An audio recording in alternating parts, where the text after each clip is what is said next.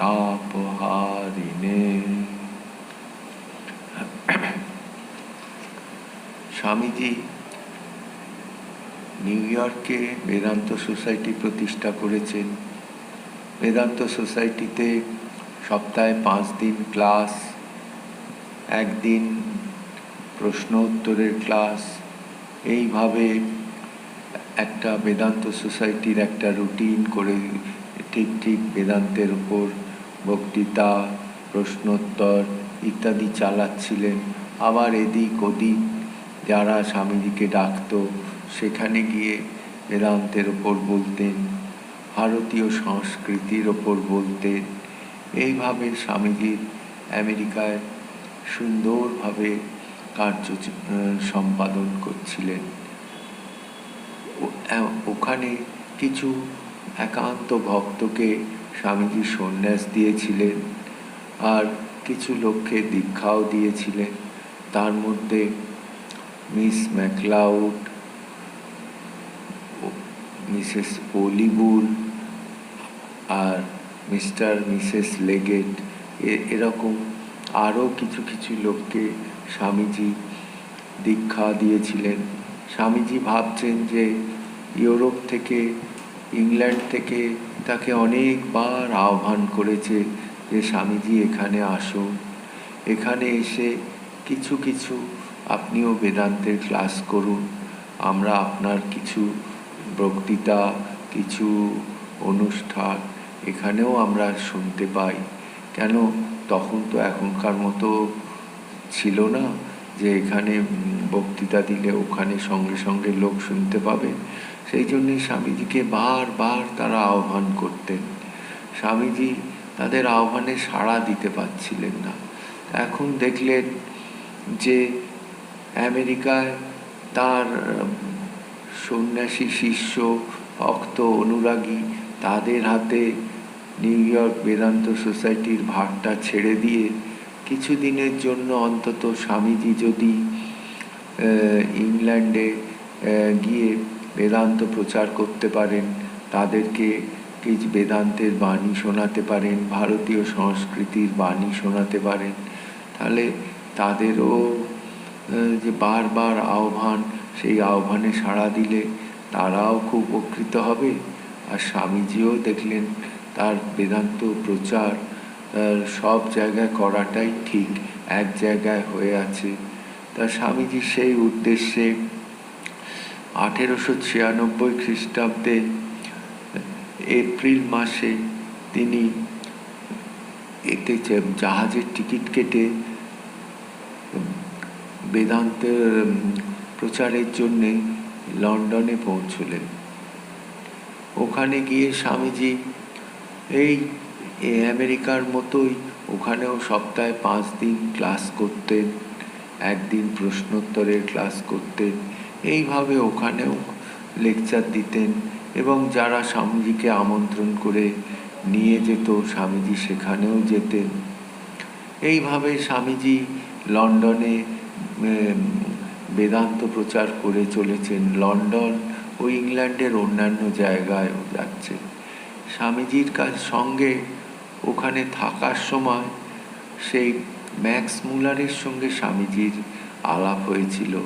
Max মুলার স্বামীজির সঙ্গে আলাপ করে, স্বামীজির ভাষণ শুনে, স্বামীজির জ্ঞান দেখে ম্যাক্স মুলার স্বামীজির প্রতি খুব শ্রদ্ধান্বিত হয়েছিলেন, স্বামীজির প্রতি বিশেষ অনুরক্ত হয়ে পড়েছিলেন।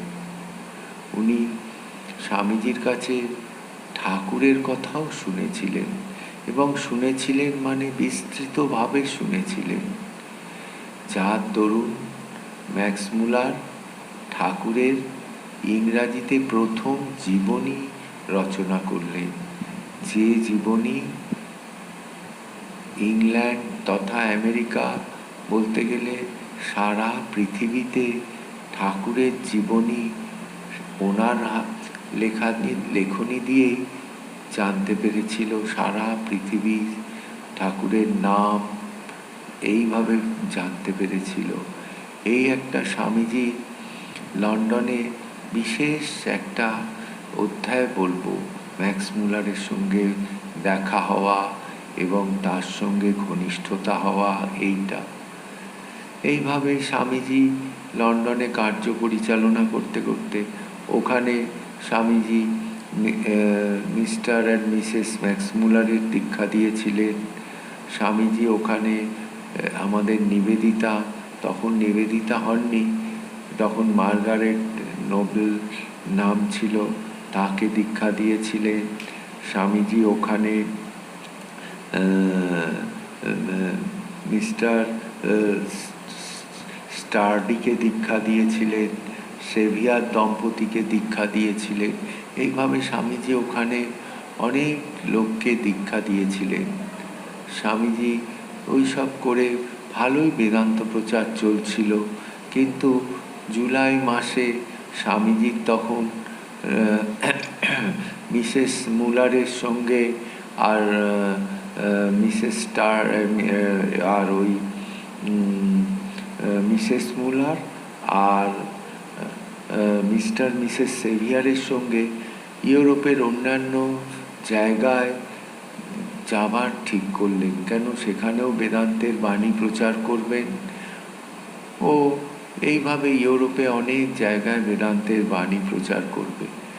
ওইভাবে স্বামীজি বেরিয়েছেন, সুইজারল্যান্ডে গেছেন, সেখানে সুইজারল্যান্ডের কিছু দর্শনীয় স্থান দর্শন করেছেন ও বেদান্ত কিছু প্রচার করেছেন।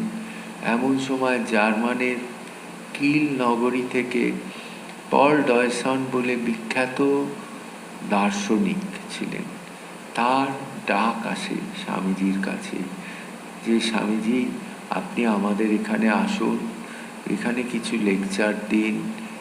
এইভাবে স্বামীজি তখন সুইজারল্যান্ডের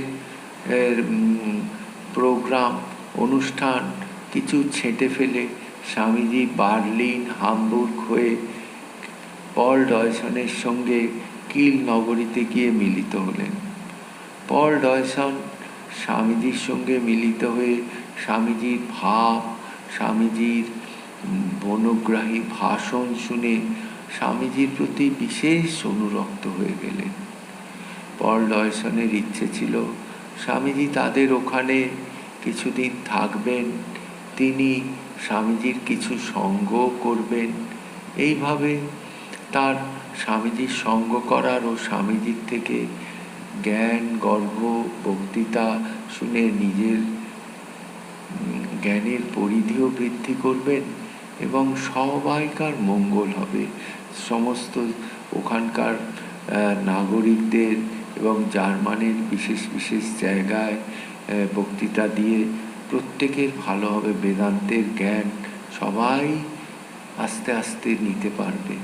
কিন্তু স্বামীজি বললেন, দেখুন আপনার এখানে আমি আর বেশি দিন থাকতে পারবো না, কেন 1.5 মাস হলো আপনাদের, আমি লন্ডন থেকে আপনাদের এই এদিক ওদিক ইউরোপের নানা স্থানে ঘুরছি, এখন আমাকে আবার লন্ডনে ফিরে যেতে হবে, সুতরাং আমি আপনার অনুরোধ রাখতে পারলাম না।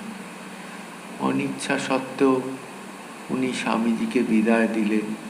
কিন্তু স্বামীজির সঙ্গ সুখ অনুভব করার জন্যে তিনি আবার হামবুর্গ হয়ে স্বামীজির সঙ্গে মিলিত হলেন এবং মিলিত হয়ে স্বামীজির সঙ্গে আবার লন্ডনে চলে গেলেন।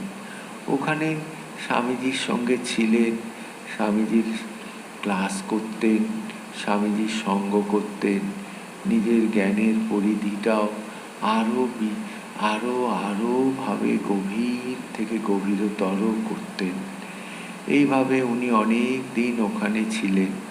কিন্তু ইতিমধ্যে স্বামীজি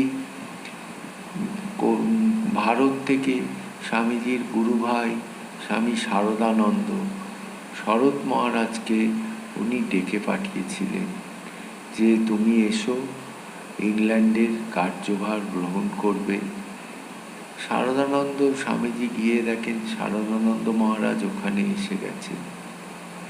শারদানন্দ মহারাজ স্বামীজির কাজে সাহায্য করতেন, কিন্তু স্বামীজি বললেন, দেখো এখানে লেকচার দিতে হবে, লেকচার দিয়ে বেদান্ত প্রচার করতে হবে, এখানে অন্য কিছু কাজ নেই। শারদানন্দ মহারাজ লেকচার দিতেন, কিন্তু লেকচারের সময় শারদানন্দ মহারাজ খুব হাত নাড়তেন।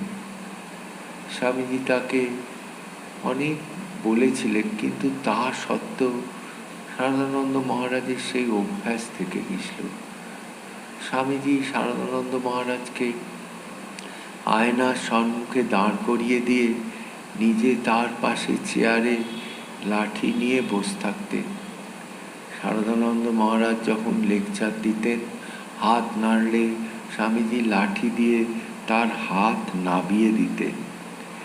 এইভাবে স্বামীজি শারদানন্দ মহারাজকে ভাষণ দেবার জন্যে সুন্দরভাবে তৈরি করে দিয়েছিলেন। শারদানন্দ মহারাজও লন্ডনের বিভিন্ন জায়গায় সুন্দর সুন্দর ভাষণ দিতেন ও বেদান্ত প্রচার করে বেড়াতেন। কিন্তু স্বামীজি দেখলেন শুধু শারদানন্দ মহারাজকে নিয়ে এলে স্বামীজির কাজ ঠিক সুসার হচ্ছে না। স্বামীজি তখন আবার বেলুড়ে চিঠি লিখলেন ব্রহ্মানন্দ মহারাজকে যে তুমি কালীকে পাঠিয়ে দাও। কালী মানে স্বামী অভেদানন্দকে। তখন অভেদানন্দ মহারাজকে ওখান থেকে ভারত থেকে আবার ইংল্যান্ডে পাঠিয়ে দেবার ব্যবস্থা করা হলো। ওখানে গোলকুন্ডা নামক একটা জাহাজের টিকিট কেটে স্বামী অভেদানন্দ মহারাজ লন্ডনের অভিমুখে যাত্রা করলেন। 5 সপ্তাহ বাদে অভেদানন্দ মহারাজ আগস্ট মাসে লন্ডনে এসে পৌঁছলেন। এসে স্বামীজির সঙ্গে মিলিত হলেন। গুরু ভাইরা পরস্পর খুব আনন্দিত হয়েছিলেন এই মিলনের ফলে। স্বামীজিকে কতদিন দেখেননি, স্বামীজির সঙ্গে মিলিত হয়ে স্বামীজির লেকচার শুনে স্বামীজির সঙ্গ করে গুরু ভাইরা খুব খুশি হয়েছিলেন। কিন্তু স্বামীজি বললেন যে দেখো কালী, এখানে ভারতের মতো রাস্তায় ঘুরে ঘুরে ভিক্ষে করা আর সাধন ভজন করে জীবন কাটিয়ে দেবার জায়গা নয়। এখানে রাস্তায় বেরোলে কেউ ভিক্ষে দেবে না, এখানে কেউ ভিক্ষে দেয় না। এখানে থাকতে গেলে তোমাকে লেকচার দিতেই হবে। তুমি যে অত সাধন ভজন করেছ, অত বই পড়েছ, অত জ্ঞান যে তুমি জমিয়ে রেখেছ, সেটা আস্তে আস্তে জনগণের কাছে বিলিয়ে দাও। অভেদানন্দ মহারাজ তো কিছুতেই রাজি হননি। উনি রাজি হবেন না কিছুতেই, স্বামীজিও কিছুতে ছাড়বে না। বারবার স্বামীজি অনুরোধ করছেন, উনি বারবার না করে দিচ্ছেন। এই অবস্থায় একদিন স্বামীজি খ্রিস্টীয় ফিলোসফিক্যাল সোসাইটিতে অভেদানন্দের অজ্ঞাতসারেই একদিন অভেদানন্দের নাম বলে দিলেন যে অমুক তারিখে আমার গুরু ভাই স্বামী অভেদানন্দ এসে আপনাদের কাছে হিন্দু ধর্মের ওপর বক্তব্য রাখবেন। এই কথা স্বামী অভেদানন্দ মহারাজ শুনে খুব একটা অস্বস্তিকর পরিবেশে পড়ে গেলেন। যে কোনোদিন উনি ভাষণ দেননি, তার উপর ওখানে ইংরেজিতে ভাষণ দিতে হবে। কিন্তু স্বামীজি বললেন, দেখো আমি তোমার নাম যে ঘোষণা করে দিয়েছি, এখন আর সে নাম পরিবর্তন করা যাবে না, দিনও পরিবর্তন করা যাবে না।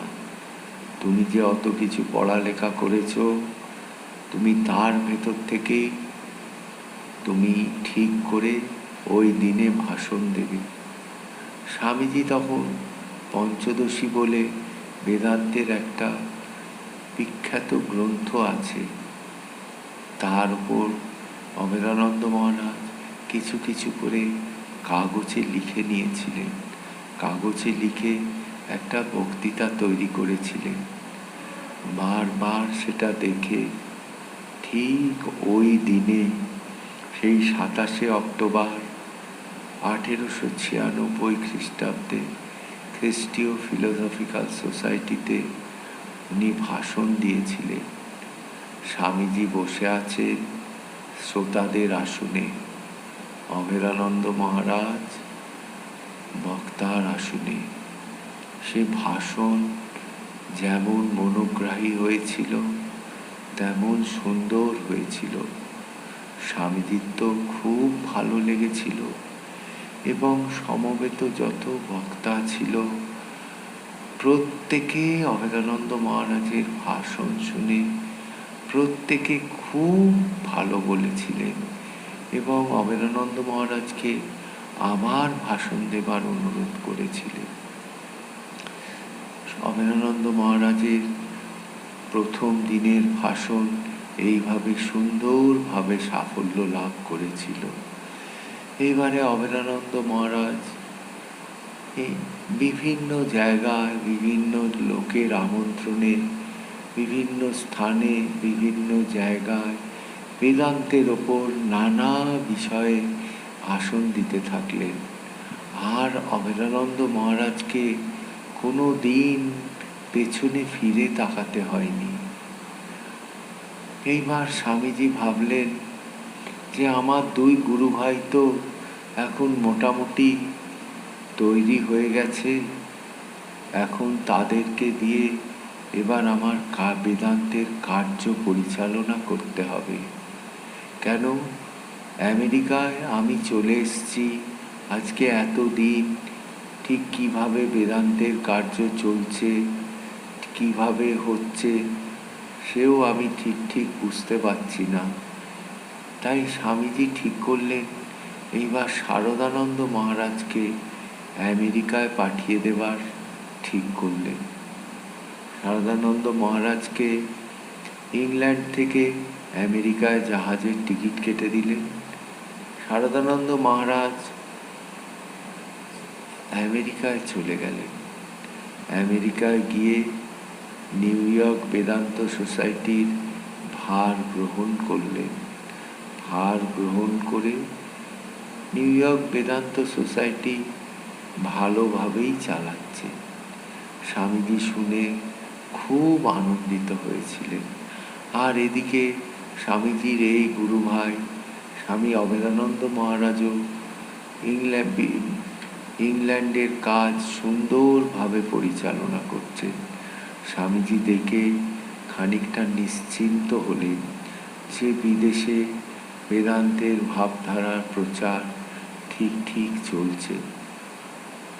স্বামীজি অভেদানন্দ মহারাজ যখন লন্ডনে ছিলেন, স্বামীজি ওখানকার ইংল্যান্ডের লোকেদের আচার আচরণ ভাব সমস্ত কিছু বিষয় অভেদানন্দ মহারাজকে শিক্ষা দিয়েছিলেন, যে তাদের আচার আচরণ কিরম, তাদের ভাবধারা কিরম, তাদের সমাজ কিরম, কিভাবে তারা থাকে, তারা কিভাবে বাস করে, তাদের কি পছন্দ করে, এইভাবে তাদের বিষয়ে পুঙ্খানুপুঙ্খরূপে জ্ঞান দিয়েছিলেন। ও অভেদানন্দ মহারাজের সঙ্গে সেই পল ডয়সন, ম্যাক্স মুলার প্রভৃতি মনীষীদের সঙ্গে তার আলাপও করে দিয়েছিলেন। অভেদানন্দ মহারাজ তাদের সঙ্গে মিশে অভেদানন্দ মহারাজও খুব আনন্দিত হয়েছিলেন এবং তারাও খুব আনন্দিত হয়েছিলেন। এইভাবে স্বামীজি দেখলেন যে আমার ভারতে প্রচুর কাজ পড়ে আছে, সেই সব কাজ এখন আমার শেষ করতে হবে। সুতরাং আমি এখন আর এই ইংল্যান্ডে থেকে শুধু সময় নষ্ট করে আমার আর কোনো লাভ নেই, আমাকে এবারে ভারতে যেতে হবে। স্বামীজি ওখান থেকে মিস্টার মিসেস সেভিয়ারকে নিয়ে স্বামীজি ভারত অভিমুখে যাত্রা করলেন। স্বামীজি ভারতে আসছেন, লন্ডন থেকে জাহাজে উঠেছেন, উঠে ইটালিতে নামলেন, নেমে ইটালির প্রাচীন সংস্কৃতি, ওইসব সভ্যতা, ওইসব দর্শন করে মুগ্ধ হয়ে গেছিলেন। এবার ইটালি থেকে আবার জাহাজে করে স্বামীজি আসতে লাগলেন মাতৃভূমি অভিমুখে।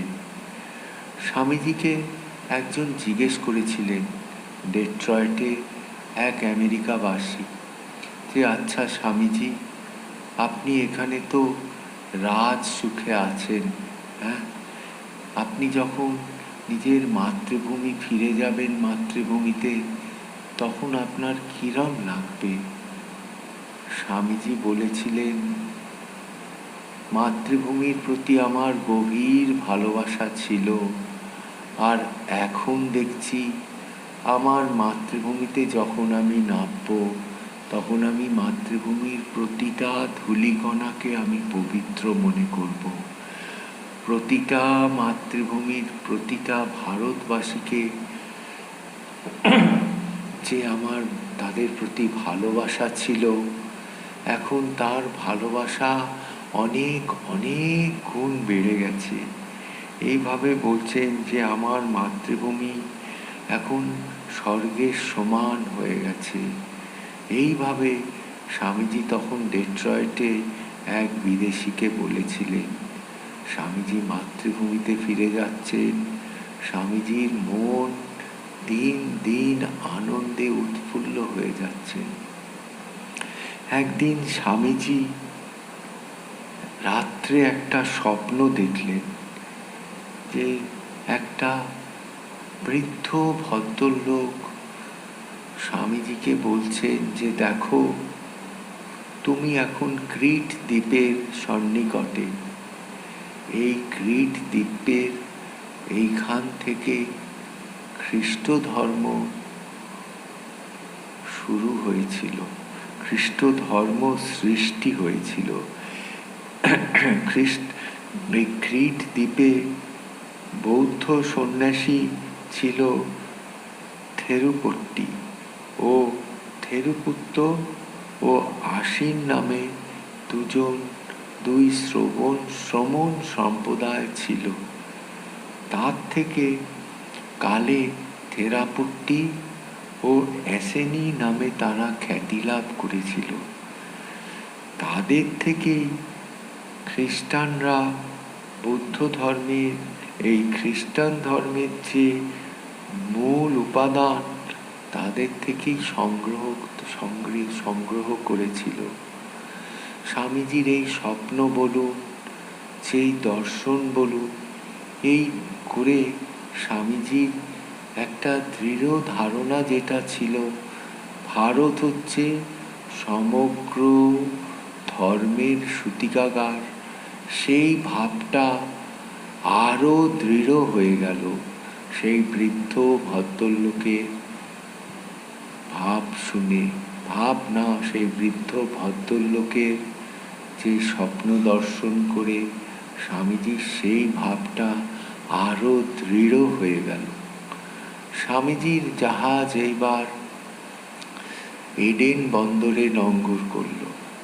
স্বামীজি জাহাজ থেকে এডেন বন্দরে নেমে এডেন শহরের ভেতরে ঘুরতে গেলেন।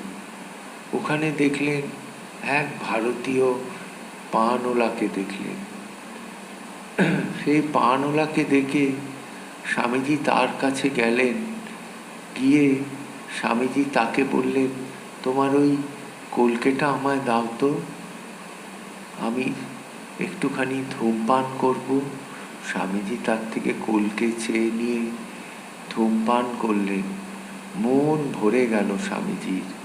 স্বামীজির সঙ্গে যেসব বিদেশিরা ছিল তারা বলল, ও বুঝেছি স্বামীজি, আপনি কেন আমাদের থেকে সরে গেলেন, এই ভারতীয় সঙ্গে আপনি মেশার জন্যে, ভারতীয়র সঙ্গে কথাবার্তা বলার জন্যে আপনি এত দ্রুত পদে এই পানওয়ালার কাছে চলে এলেন। স্বামীজি তাদের কথা শুনে হাসছেন। স্বামীজির এইভাবে ভারতীয়দের প্রতি ভালোবাসা দিন দিন আরো বেশি বেশি করে বৃদ্ধি পেতে লাগলো। ক্রমে স্বামীজির জাহাজ সিংহলে নোঙ্গর করলো। তখন তো সিংহল বলতো, তখন ইংরেজিতে বলতো সিলোন, আমরা বাংলায় বলতাম সিংহল। সিংহলে স্বামীজির জাহাজ নোঙ্গর করল। সেখানে স্বামী নিরঞ্জনানন্দ, স্বামীজির গুরু ভাই, আগে থেকে জাহাজ ঘাটায় দাঁড়িয়েছিলেন। জাহাজ নোঙ্গর করার পর তিনি জাহাজে উঠে স্বামীজিকে অভ্যর্থনা ও স্বামীজি তার গুরু ভাইকে দেখে জড়িয়ে ধরে আলিঙ্গন করলেন। যে কতদিন বাদে স্বামীজি তার গুরু ভাইকে দর্শন করলেন, যেন স্বামীজি নিজের লোক দেখতে পেলেন। এইভাবে স্বামীজি তাকে ভালোবাসা নিবেদন করে স্বামীজি জাহাজ থেকে সিংহলে নেমে গেলেন। সিংহলে নেমে সিংহলবাসী তাকে বিরাট অভ্যর্থনা দিয়েছিলেন। স্বামীজি সিংহলের কিছু কিছু তীর্থ দর্শন করলেন। তীর্থ দর্শন করে স্বামীজি কুম্ভকরণ নয়, স্বামীজি ওখানকার সিংহলে কিছু কিছু জায়গায় অনেক বেদান্তের প্রচার করেছিলেন।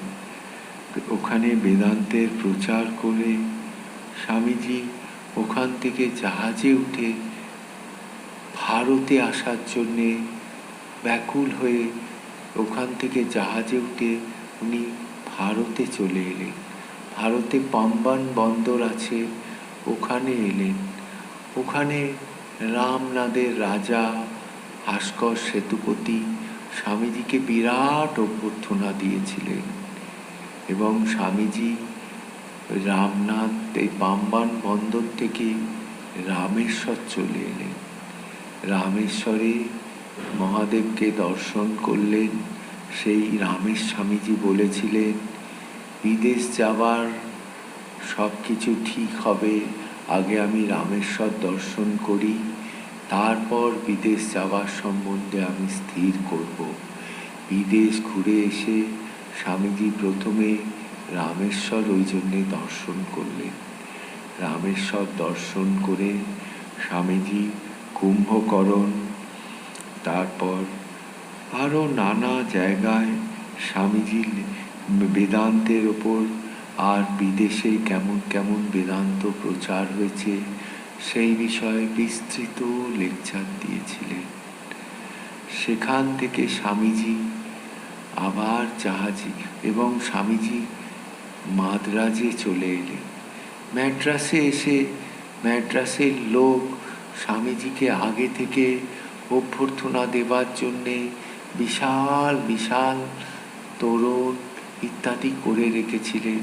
স্বামীজিকে সেখানে বিরাট অভ্যর্থনা দিয়েছিলেন। স্বামীজি ভাবতেও পারেননি মাদ্রাসবাসী তাকে এত অভ্যর্থনা দেবে। স্বামীজি তো মাদ্রাসের বিভিন্ন জায়গায় স্বামীজিকে তারা আমন্ত্রণ করে নিয়ে গিয়ে বিভিন্ন জায়গায় স্বামীজিকে অভ্যর্থনা দিয়েছিলেন।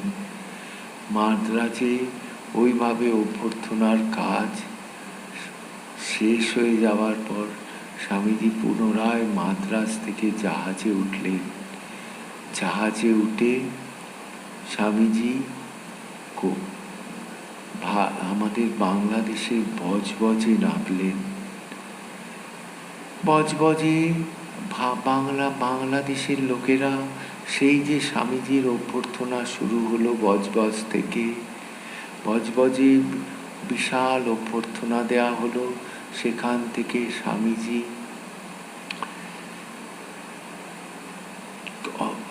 তিনি কলকাতায় এলেন। ট্রেনে করে কলকাতা এলেন। ট্রেন, স্বামীজির জন্যে আলাদা একটা ট্রেন দিয়েছিল। সেই বিশেষ ট্রেনে করে স্বামীজি শিয়ালদায় নামলেন। শিয়ালদায় নেমে স্বামীজিকে তখন যে ঘোড়ার গাড়ি করা হয়েছিল, সেই ঘোড়ার গাড়ির ঘোড়া খুলে দিয়েছিল।